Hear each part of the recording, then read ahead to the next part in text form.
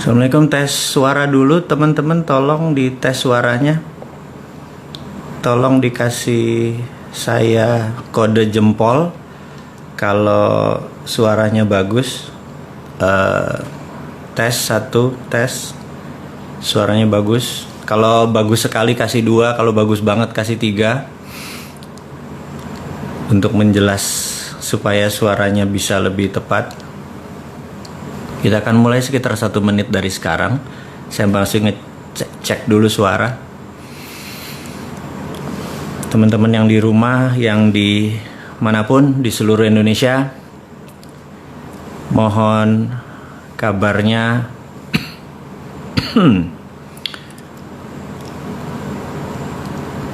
Wah, ada yang kasih 3 jempol, ada yang kasih 4 jempol. Suaranya berarti udah oke ya.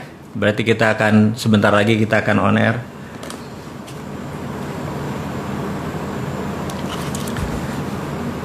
Oke, saya nyari bolpen dulu. Biasa penyakit ini, penyakit generasi kolonial. Apa-apa harus dicatat, apa-apa harus ada kertasnya. Dan ini penyakit lama dari saya. Saya selalu apa-apa bawa buku. Jadi di sini ada buku, ada bolpen gitu ya, untuk teman-teman untuk saya bisa mengupdate. Oke, baik, sahabat semua. Ini jam berapa? Baik. Oke, assalamualaikum warahmatullahi wabarakatuh. Dimanapun sahabat Indonesia berada, salam NKRI garis lucu. Selalu semangat, selalu sukses buat Anda. Dan tidak lupa di momen halal bihalal melalui udara ini, saya menyatakan selamat Idul Fitri. Mohon maaf lahir batin jika kesontoloyoan saya membuat orang tersinggung, membuat buzzer turun gunung, mendadak menyerang semua gitu ya. Kepada buzzer dan kepada haters, saya juga ucapkan mohon maaf lahir batin, karena tanpa Anda saya tidak berada di posisi seperti ini. Jadi kalau fans, saya nggak yakin saya punya banyak penggemar. Yang ada adalah orang-orang yang mungkin mengikuti saran-saran saya saja, bukan sebagai fans. Sahabat semua, kita akan mulai dengan pengumuman dulu sebelum topik acara kita hari ini. Topik acara hari ini adalah old system doesn't work, gitu ya. Kira-kira terjemahan bebasnya adalah sistem yang lama itu nggak pernah berjalan dengan baik. Jadi sebelumnya ada pengumuman dulu dari panitia, dari Business Hack, dari teman-teman yang mensupport saya selama ini. Sudah tahun keempat. Luar biasa kalian semua. Dan saya juga mengucapkan kepada seluruh organisasi saya yang bermitra dengan saya, baik langsung dan tidak langsung, selamat Lebaran, mohon maaf lahir batin semuanya. Pengumuman nomor 1 adalah buku Mardigu mulai didistribusikan adalah awal Juni. Jadi bagi mereka yang sudah memesan, mohon maaf kemarin terhambat karena masalah Lebaran, dan sekarang sudah bisa didistribusikan. Juga video narasi Road to Billionaire yang ada subliminal programnya, ini juga sudah bisa didistribusikan mulai awal Juni ini. Dan buku baru yang mengkritik kaum milenial yang nggak punya akhlak, yang nggak punya attitude, yang nggak punya integritas. Bukannya salah, mereka perlu diajari. Buku baru tersebut adalah Bisnis Nggak Seanjing Itu Kawan. Ini juga sudah siap diterbitkan. Dan saya sebelum Lebaran ada pekerjaan saya diminta oleh beberapa teman, yaitu menulis buku Grand Theft Ferrari. Jadi sahabat semua tahu kalau mengikuti di Facebook, Grand Theft Ferrari baru 10 bab saya selesaikan. Dan untuk menyelesaikan buku tersebut kira-kira memakan 25 bab kira-kira. Dan sahabat semua tahu bahwa saya bukan penulis profesional, saya hanya penulis amatir. Kalau saya lagi stres, saya ngambil ketikan, saya mengetik dan mencurahkan ekspresi saya ke buku tersebut. Kalau saya ke diary saya dulu sebagai orang kampung ya, teman-teman yang angkatan saya nih, angkatan kolonial ini, kami TV aja masih ada satu TVRI aja gitu ya, dan masih hitam putih. Bisa dibayangkan kalau kita tinggal di kampung dulu. Saya di Palembang, di Sumatera Selatan, di Pendopo, Lirik, Prabu Mulih dan lain sebagainya. Kemudian pindah ke Balikpapan, beberapa lama di sana, SMP saya di sana. Jadi bisa dibayangkan tempat sepi, hutan, ikut orang tua sebagai ya ekonomi garis bawah lah gitu ya. Maka hiburan yang paling enak adalah saya waktu itu adalah membaca buku dan menulis diary. Jadi itu hiburan saya yang paling banyak. Jadi menulis itu adalah bawaan saya dari kecil, menulis diary. Kemudian di tahun 2009 sahabat saya memperkenalkan saya dengan Facebook. Kemudian disitulah saya menumpahkan diary saya. Tetapi karena ini sifatnya publik, saya tidak menggunakan nama asli atau lokasi asli, tapi peristiwanya asli. Saya twist sedikit aja supaya niat saya cuman suatu hari cucu cicit saya melihat catatan di Facebook, di sosial media, bisa mengetahui bahwa oh kakek gue ini loser ya ternyata, oh kakek gue ini ternyata orangnya nggak pinter dan lain sebagainya, dan apapun itu menjadi catatan sejarah. Jadi saya cuma mengingatkan teman-teman semua, hati-hati dengan sosial media Anda, karena cucu Anda akan melihat gitu ya, kalau nanti mendadak Anda dilihat gitu, wah jemuran belum kering gitu ya, motor belum dicuci gitu ya. Cucu-cucu cicit kita bilang, ya elah kakek gue garing amat hidupnya gitu ya. Jangan sampai kayak gitu. Jadi tolong sosial media dibersihkan, di kata-katanya bagus, penuh pelajaran buat generasi mendatang dan tentunya generasi saat ini. Jadi menulis sekali lagi adalah bentuk ekspresi saya untuk stress relief atau apa ya, writing therapy tersebut. Jadi setiap hari saya menulis. Sudah seumur hidup saya, dan ketika diminta untuk menulis Grand Theft Ferrari melanjutkan, itu sebenarnya setengah memorizing karena peristiwa itu 80% adalah asli. Kemudian saya sadur, kita gunakan bahasa yang lebih populis. Juga beberapa sahabat saya tidak mau namanya ditulis dengan asli atau kejadiannya asli, saya harus edit ulang gitu ya. Terus tapi orang-orangnya ada, sahabat saya semua ada kisah nyata tersebut. Dan yang menarik adalah ketika kemarin saya dalam perjalanan menuju ada satu sahabat saya untuk makan siang. Saya lagi makan siang, dia mengingatkan, Mas, itu Grand Theft Ferrari kalau bisa punya 3 ending. Saya bilang 3 ending gimana gitu.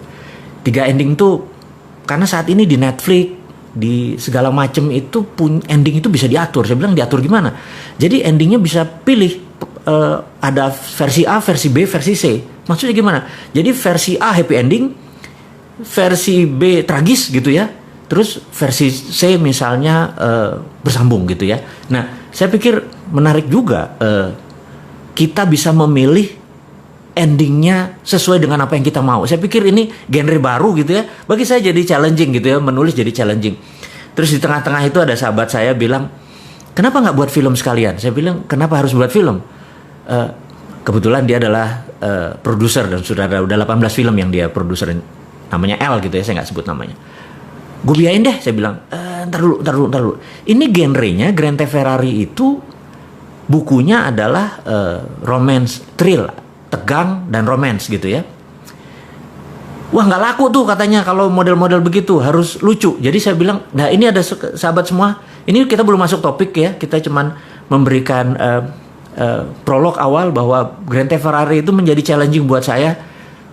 Untuk pertama kali dalam hidup saya menulis langsung 2. Jadi 1 untuk buku Grand Theft Ferrari yang akan diterbitkan di dalam bentuk cetakan. Yang kedua, saya membuat langsung skrip filmnya, karena skrip film ini bentuknya dialog. Kalau kita menulis dengan novel itu peristiwanya harus kita rinci sehingga seorang bisa ngefeel gitu ya, rincikan momennya, situasinya, ketegangannya dan lain sebagainya. Tapi kalau membuat skrip film itu bukan sekedar menulis peristiwanya di mana, tapi juga kita membuat dialognya, karena banyak dialog. Jadi saya menulis langsung 2, jadi belum pernah dalam sejarah hidup saya menulis langsung 2, jadi dipakai 2 komputer. Yang satu saya menulis tentang Grand Theft Ferrari yang thrill, yang tegang dengan romance.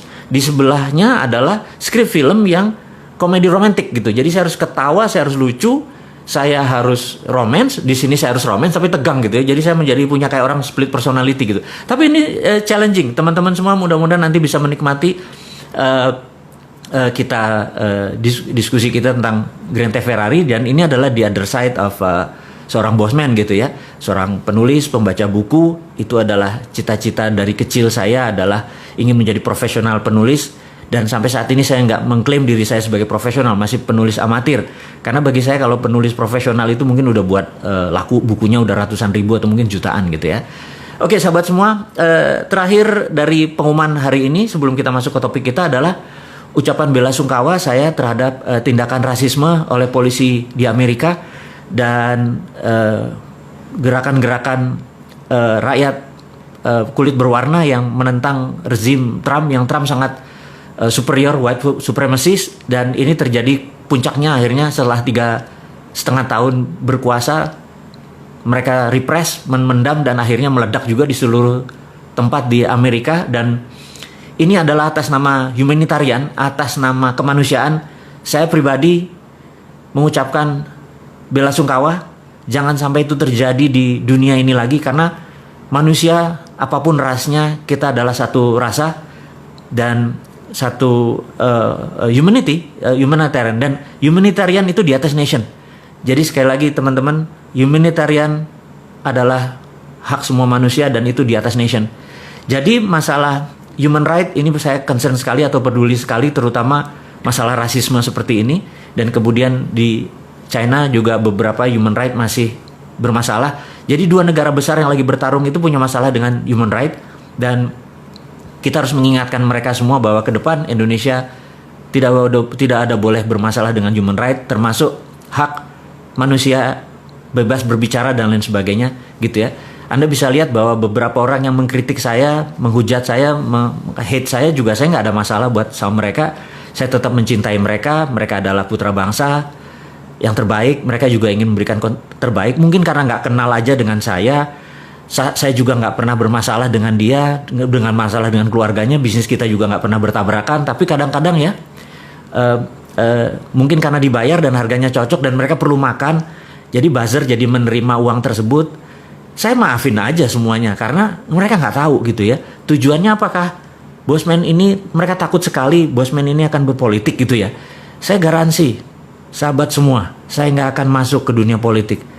Saya hanya seorang yang banyak baca buku, saya banyak berdiskusi. Sahabat saya yang memiliki kepakaran itu banyak, dan kita menggunakan bahasa populis di sosial media, di YouTube, hanya untuk mendidik sahabat semua agar nanti tahun 2024 nanti Anda memilih yang terbaik. Kalau perlu Andalah orang-orang tersebut yang menjadi terbaik. Nggak ada niat saya untuk menjadi fronting atau orang di depan, tetapi keilmuan saya akan berikan kepada Anda semua. Hati saya tulus, Anda bisa lihat bahwa saya nggak ada niatan apapun. Saya pebisnis as usual. Saya adalah orang yang orientasinya adalah make people happy. Cuman itu toh. Jadi kalau ada orang make me sad, jangan harap saya akan balas gitu ya. Jadi sahabat semua, saat ini memang banyak yang menyerang Bosman. Saya mengerti. Ada gerakan anti membangun kesadaran bernegara. Jadi saya dan beberapa dan sahabat semua yang mendengar, mengikuti, Anda adalah pahlawan membangun kesadaran berbangsa. Kita tahu 20 tahun terakhir kita lemah sekali berbangsa dan bernegara. Lemah, bukan salah. Tapi ke depan kita harus menjadi bangsa yang besar. Kita harus menjadi bangsa yang baru. Kita nggak boleh bergantung kepada bangsa lain selain bangsa kita sendiri. Jadi cintai bangsa kita sendiri, walaupun dia membenci kita, menghujat kita, membuka aib kita. Dipaksa itu juga aibnya dibuka gitu ya. Dan suatu hari mereka akan mengerti. Jadi karena saya atau kalian tidak membalas, saya ucapkan terima kasih. Saya tahu ada gerakan yang anti kita ini menjadi sukses. Anti ya. Jadi banyak sekali orang saat ini ingin Indonesia tidak berdaulat. Sahabat semua, saya tahu mereka takut UNCLOS. Bayangin ya, waktu kita menyatakan bahwa nanti kita akan bayar asuransi atau bayar pajak atau apapun namanya kepada kapal-kapal niaga atau kapal perang yang melewati perairan internasional yang ada di tengah-tengah Indonesia, yang dulu dikatakan perairan internasional, padahal kalau pakai zona eksekutif ZEE, zona eksekutif, saya lupa lah gitulah, itu terlalu provokasi nanti saya. Lalu ada UNCLOS. Saya bilang, Bapak Ibu, sahabat semua yang menyatakan ada UNCLOS yang lewat di Indonesia melalui peraturan internasional, maka saya katakan, sewaktu kita mengatakan printing money, kita itu melawan IMF. Kita dari pertama sudah mengatakan bahwa capek kerja sama IMF itu. Yuk kita berani berdaulat dengan printing money. Caranya saya ajari. Sabar ya, saya ajari. Pasti. Banyak kok tim-tim yang bisa mengajari tentang modern monetary theory. Dan ini semua tentang printing money. Jadi IMF aja kita lawan. Kenapa UNCLOS nggak kita lawan? Kita harus lawan bahwa kita mau berdaulat. Jadi bagi hasil, Jo. Gitu ya intinya ya. Kamu lewat kan kamu dapat untung. Bagi hasil. Tainya kamu buang di Indonesia. Minyaknya kamu buang di Indonesia. Kotor itu laut Indonesia. Nelayan kami jadi kehilangan laut, potensi lautnya. Gara-gara lu lewatin semua dengan ribuan tonase kotoran yang dibuang. Bayar asuransinya. Mosok dibilang kita nggak tahu UNCLOS. Saya tahu UNCLOS. Saya baca UNCLOS. 18 tahun di dunia bidang yang sama tersebut, tahu hal-hal seperti itu. Tapi demi bahasa populis, jadi kita tidak usah membuat kata-kata yang menjadi detail, menjadi terlalu sains. Anak-anak milenial, ya, saya tahu Anda seumur saya lah yang orang-orang komplain itu. Anak-anak milenial nggak baca buku. Lebih baik kita ajarkan yang ringan-ringan aja gitu ya. Kemudian kita tahu saat ini takut sekali modern monetary dijalankan oleh kita. Takut sekali bahwa kita akan menggunakan sovereign wealth fund. Ya, sekedar mengingat sahabat semua, adik-adikku mungkin ya, Anda semua di bawah saya, umurnya saya ini kolonial. Saya menyatakan bahwa saya titipkan bangsa ini kepada Anda. Saya ajarin apa itu SWF. SWF adalah Sovereign Wealth Fund. Tahun 70-an, Pak Ibnu Sutowo pernah menggunakan SWF ini. Dia dulu namanya kalau nggak salah Kuda Laut. Kuda Laut ini adalah BUMNK, Badan Usaha Milik Negara Khusus. Jadi anggap sekarang ini SKK Migas. Satuan Kerja Khusus Migas itu sebenarnya BUMNK, Badan Usaha Milik Negara Khusus. Jadi Kuda Laut adalah BUMNK di mana sebagian minyak di forward oleh Pak Ibnu Sutowo dan uang yang diterima di depan itu untuk membangun Krakatau Steel dan beberapa industri penting, karena sekali lagi tanpa industri Indonesia tidak menjadi negara berdaulat. Jadi karena waktu itu kita nggak punya uang, kita menggunakan strategi SWF. Jadi secara jurisprudensi, secara bahasa hukum, SWF itu pernah dilakukan dan SWF adalah pelaksanaan pengejawantahan pasal 33 dalam arti sebenarnya. Jadi kalau kita mengatakan ini adalah ekonomi Pancasila dengan mempraktekkan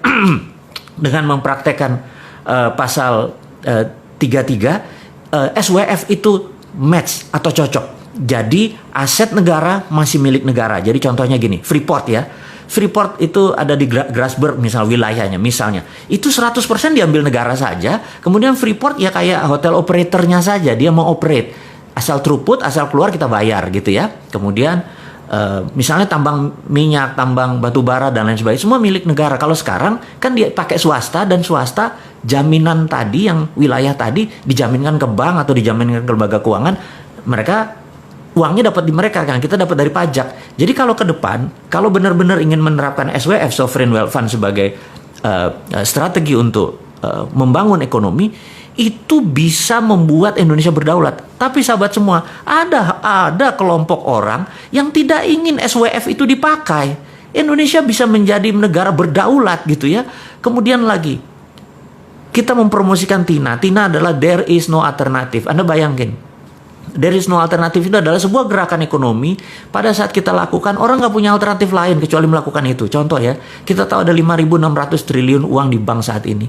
Jadi Anda yang taruh 1 miliar di bank, ada yang 1 triliun di bank, Anda dapat deposito bunganya misalnya 50 miliar setahun. 1 miliar itu uang 1 triliun tadi Anda dapat 50 miliar. Anda bayangin, kalau seandainya TINA diterapkan, there is no alternative, di mana bunga deposito adalah 0 gitu ya, apa yang terjadi? Anda yang biasanya punya 1 miliar setahun, 50 miliar setahun, karena uang Anda banyak sekali, saya nggak tahu dapatnya dari mana, mendadak Anda nggak dapat income. Apa yang Anda lakukan? There is no alternative. Nah, karena itu nggak ada alternatif lain, uang itu keluar. Setengahnya mungkin keluar dan langsung menjadi sektor-sektor real. Langsung menjadi bantu UKM, bantu tanah, langsung dia berusaha. Dan itu ekonomi muter dalam seketika. Jadi sahabat semua, itu adalah TINA. Dan ada satu hal lagi yang membuat saya sejak tahun 99 begitu IMF berdaulat. Sekali lagi ya, saya ini bukan melawan IMF, saya hanya men-challenge IMF supaya kita bisa menjadi negara berdaulat. Salah satunya adalah sistem perbankan ini saat ini adalah aset based loan. Aduh, maaf ya sahabat semua kalau saya ngomong kecepatan saking semangatnya gitu ya. Kalau ketemu Anda semua tuh saya tuh rasanya alive gitu, karena hidup saya adalah untuk Anda semua gitu ya. Nah, ada namanya aset based loan. Aset based loan ini begini. Kalau Anda pinjam bank atau pinjam apapun, entah bank syariah, entah bank apapun, maka bank akan bertanya, ada jaminan nggak gitu ya? Itu namanya asset based loan. Tapi dulu sebelum tahun 99, kita boleh namanya project based loan. Misalnya Anda adalah tukang las, saya lagi buat pekerjaan di rumah saya untuk ngelas pagar, nilainya 100 juta, itu contoh aja gitu ya. Kemudian dengan kontrak saya ini Anda datang ke lembaga keuangan. Lembaga keuangan nggak minta aset, tetapi melihat oh si bosman ini ada duit nggak? Oh ada tuh, dia sedikit tuh, kalau 100 juta aja berarti ini bagus gitu ya. Apa yang dilakukan? Dia membiayai berdasarkan kontrak. Jadi namanya project based loan. Nggak minta aset dia. Nah saat ini kalau Anda punya 3 geprek, misalnya ayam geprek, Anda mau buat tabang keempat, sementara 3 lokasinya Anda tempatnya sewa, tempat keempat juga sewa. Aset Anda nggak ada, tetapi kalau project based loan, revenue Anda, profit Anda itu bisa dibiayai. Nah, saya pengen perbankan itu mengubah lagi bahwa project based loan boleh gitu ya. Jangan sampai hanya aset based loan. Nah, Anda tahu bahwa kita membangun santara.co.id. Santara itu adalah kecil, tapi seberapa cepatnya kita membangun ekonomi Indonesia dengan Santara saja. Santara adalah project based, bukan loan, karena Santara tidak loan. Project based bagi hasil. Jadi saya pikir ada yang seleranya bagi hasil. Nah, ada yang seleranya mungkin loan, itu selera Anda semua. Loan syariah Anda aturlah itu semua. Tetapi kalau bisa project based loan, ekonominya maju. Jadi sekali lagi, begitu TINA diterapkan, there is no alternatif, dan boleh project based loan, ekonomi Indonesia akan tumbuh dengan cepat. Dan terakhir yang saya promosikan adalah, saya tahu orang nggak pengen lagi, sekali lagi, banyak orang nggak pengen ada kekuatan Indonesia yang ketika yang keempat yang kita usulkan ini, yang Bosman usulkan, yang sahabat semua mungkin akan belajar, adalah tentang tiara. Tiara adalah there is other reasonable alternative. Jadi kalau TINA nggak dikerjakan, tiara aja. Tiara adalah dedolarisasi. Kita nggak perlu dolar, dedolarisasi. Jadi seperti dinaran sahabat semua, dinaran.id, ini adalah dedolarisasi. Rupiah Anda punya kolateral emas. Dan di mana rupiah kolateral emas itu, Anda bisa menabung. Tapi Anda kalau mau transaksi, Anda tinggal pindahin, mau pindah ke Dana, mau pindah ke OVO, mau pindah ke rekening Anda di bank lain, tapi ada fee-nya tentunya, atau pindah ke Dinaran Card, ada debit card, itu pindah, Anda transaksikan karena debit card pakai GPN, Anda bisa transaksikan dimanapun di seluruh Indonesia. Dan ini adalah solusi-solusi kecil daripada Bosman ini sebagai provokator doang, ngomong doang, nggak ada konsep. Saya nggak mau dibilang kayak gitu. Saya pengen generasi muda itu mencontoh walk the talk. Jadi saya lupakan maksud saya akan membangun supaya teman-teman melihat dengan mata kepala, yuk kita bangun, kita ada Santara, kita ada Dinaran. Dinaran adalah bentuk tiara, dedolarisasi. Jadi sekali lagi teman-teman, Dinaran adalah personal SWF. Jadi kalau ini hanya sebagai contoh, suatu hari begitu mereka ngerti, mungkin banyak pejabat negara menyatakan, apa sih sovereign wealth fund itu, dia belajar nggak terlalu sempat karena pekerjaannya terlalu sibuk gitu ya. Jadi Dinaran itu personal sovereign wealth fund. Jadi begitu Anda taruh, Anda punya underlying, uang Anda punya underlying gitu ya. Nah, suatu hari begitu mereka mengerti, oh itu yang maksudnya personal personal sovereign wealth fund, sehingga negara juga bisa dong punya sovereign wealth fund untuk printing money. Apapun itu akhirnya melek juga gitu ya. Sekali lagi sahabat semua, ini adalah contoh-contoh yang akan kita kerjakan ke depan. Kita tahu banyak yang gak suka. Jadi orang yang menyerang kita ini, menyerang saya, menyerang Anda semua, itu kebanyakan mereka tidak ingin Indonesia berdaulat. Percayalah, behind cara mereka berpikir, mereka adalah putra bangsa yang gak ngerti apa yang mereka kerjakan. Mereka mengkritik aja bisanya tanpa solusi. Jadi yang mereka takut kita melawan UNCLOS. Mereka takut kita menerapkan MMT. Mereka takut kita menjalankan TINA. Sehingga Indonesia menjadi berdaulat. Sehingga Indonesia lebih besar dari Cina. Indonesia lebih besar dari Amerika. Mana mau. Di belakang mereka itu adalah provokator-provokator yang pro negara tadi, yang mereka sendiri tidak tahu menjadi pion-pion dari prinsip-prinsip bernegara asing tadi. Jadi ke depan, apa yang dilakukan? Kita harus menyatakan bahwa kita harus punya sistem baru. Sistem baru. Kenapa? Karena old system doesn't work. Gitu ya, ini yang harus diingatkan. Old system doesn't work. Nah, kita akan mulai dengan old system doesn't work. Suatu hari, ini dongeng ya, ngapunten ya, kita dongeng sedikit. Suatu hari tahun 2017 awal, saya bertemu sama sahabat saya. Beliau adalah salah satu One Team Press, Dewan Penasihat Presiden waktu itu. Kita diskusi santai. Jadi saya tanya, Bu, gitu ya, saya sebut aja nama ya, Bu, waktu 2016 tuh kalau nggak salah AP ya, Anggaran Pendapatan Belanja Negara, APBN gitu ya, Anggaran Pendapatan Belanja Negara. APBN itu pendapatannya turun, belanja negaranya naik, jadi ada gap sekitar 300 triliun, bener nggak? Oh iya bener Mas. Terus bagaimana cara nutupnya? Ya kami pinjaman gitu. Oke. Terus 2017 ini, waktu itu 2017 kayaknya naik Bu, pendapatannya makin turun dan belanja negaranya naik gitu. Terus apa solusinya gitu? Wah ini Mas, nggak tahu nih Mas. Saya bilang, waduh, ada saran. Nah ini dia, Sontoloyo diminta saran coba ya. Saya pikir, ya ngapunten Bu, ini cuman saran ya Bu. Saya bilang gitu. Saya ini kan punya tanah Bu, gitu ya, nggak besar, sekian hektar gitu di Pasuruan, tapi kebetulan tanah ini di sekitarnya ada gas dari HCML, dari Husky Sinok Bu. Terus gimana? Saya tuh kepikiran Bu, gimana kalau kita buat smelter, karena udah ada tanah, ada gas, gimana kalau kita buat smelter? Smelter apa Mas? Smelter Freeport Bu, copper smelter. Loh, kan sekarang Freeport kirim ke Okinawa, kirim ke Sumitomo. Iya Bu. Jadi gini Bu, saya bilang tolong terbitin yang namanya DMO. DMO adalah singkatan dari Domestic Market Obligation. Oke, DMO ya.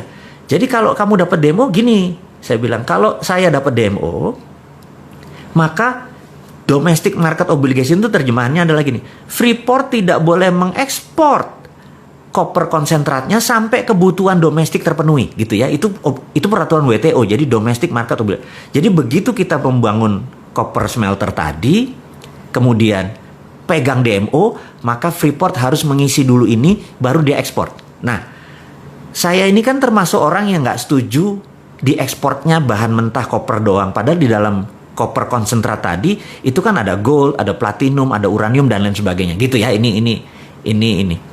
Nah, kemudian apa yang dilakukan oleh DMO ini? Jadi dengan adanya DMO Bu, saya bilang gitu ya, dengan adanya Domestic Market Obligation, saya bisa nyari pinjaman. Modalnya berapa? 2 billion dolar. Mas punya 2 billion? Punya Bu. Wah ini kan agak gila. Punya 2 billion gimana caranya gitu? Gini Bu, dengan DMO, saya minta 1 juta koper konsentratnya Freeport tidak dikirim tapi masuk ke pabrik kita akan bangun dengan sekitar 30 triliun. Investasinya sekitar 2,2 billion US dollar waktu itu. Duitmu dari mana? Gini Bu, nanti kan kita akan menghasilkan 100 ton emas per tahun. Dikalikan 20 tahun kan 2 ton. Nah Bank Indonesia ambil yang 2 ton tadi sebagai jaminannya. Lalu Bank Indonesia terbitin bond Bu. Bond. Jadi Bank Indonesia nggak usah keluarin duit. Terbitin aja bond.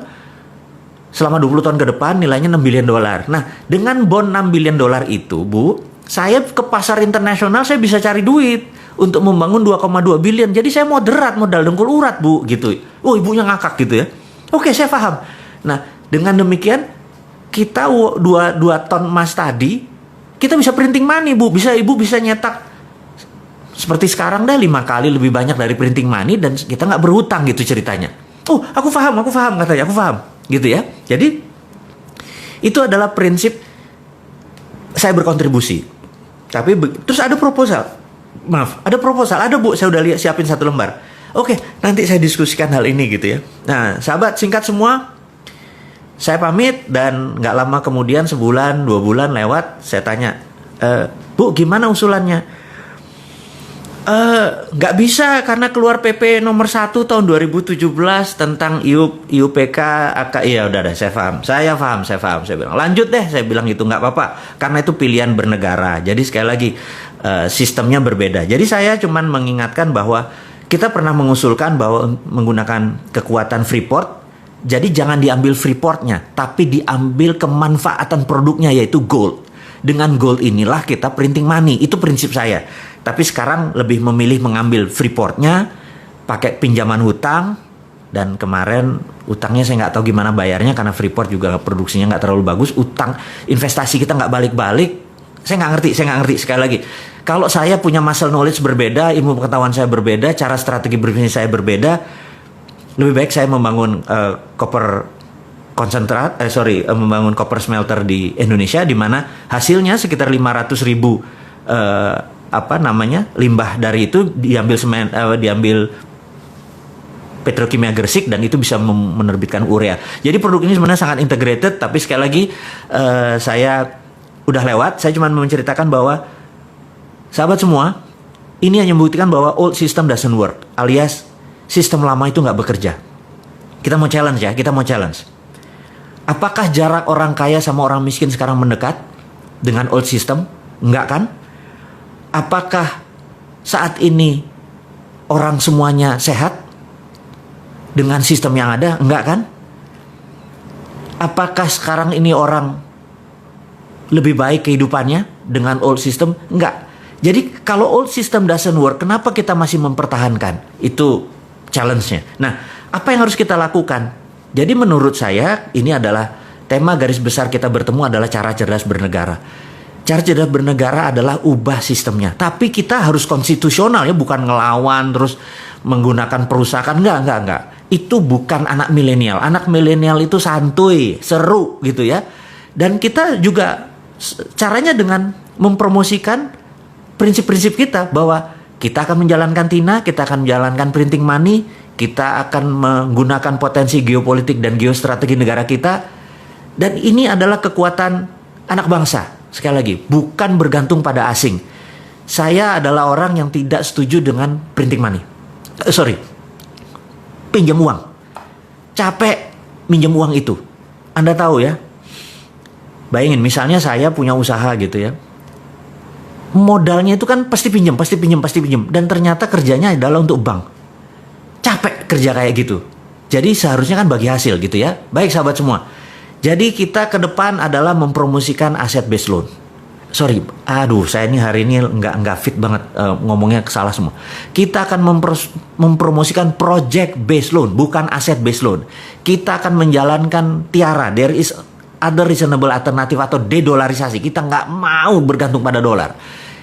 Salah satunya adalah tool yang kita bangun. Jadi sahabat semua, saya merasa pertemuan kita tidak usah panjang-panjang. Yang penting poinnya kita dapat. Jadi ke depan saya akan banyak mengajarkan tentang yang lebih detail lagi, cara cerdas bernegara. Hari ini kita hanya membicarakan karena santai, karena kita akan mulai bentar lagi PSBB akan dibuka. Saya pikir kita akan mulai business as usual. New normal Anda akan praktekkan dan Anda udah tahu itu apa new normal gitu ya. Kalau nggak tahu Anda lihat aja si Sunda Empire, itu udah dari dulu menceritakan tentang new normal gitu ya. Joke sedikit boleh di ujungnya, jangan serius-serius amat gitu ya. Jangan kayak para buzzer serius gitu yang ngeliatin Bosman mau jadi presiden gitu. Lupain, Bosman nggak mau jadi presiden. Tapi followernya Bosman atau orang yang mendengarkan Bosman pasti bisa jadi presiden gitu ya. Sahabat semua, saya ucapkan di akhir kata ini adalah mohon maaf lahir batin sekali lagi. Waktu kita hanya sebentar saja, 30 menitan cukup. Mudah-mudahan kita bisa mendapatkan saripati pelajaran hari ini, di mana hari ini saya ulangin lagi, kita harus berani melakukan regulasi baru tentang orang yang lewat selat dan perairan di Indonesia. Harus kita ambil pajak atau ambil asuransi. Kedua, kita akan menjalankan printing money dan lain sebagainya. Sahabat, saya nggak lama-lama, saya sekali lagi hanya akan fokus di pelajaran hari ini adalah old system doesn't work. Saya akan men-challenge Anda semua untuk sistem-sistem baru tersebut. Saya akan memberikan alamat email saya untuk Anda mengirimkan project-project Anda yang akan saya endorse, yang akan saya dalam tanda petik masuk ke dalamnya. Saya sangat minat membangun Anda semua, bisnis bersama Anda semua, dan usahakan bisnis itu mempunyai new model yang baru. Saya akan pasang alamat email saya di wall di IG. Akhirul kalam. Terima kasih buat Anda semua, sukses buat Anda semua, sehat buat Anda semua, semangat buat Anda semua. Cintai NKRI ini, jangan pernah lelah mencintai negara kita ini, jangan pernah lelah dan jangan menuduh apapun kepada siapapun. Sukses buat Anda semua. Assalamualaikum warahmatullahi wabarakatuh.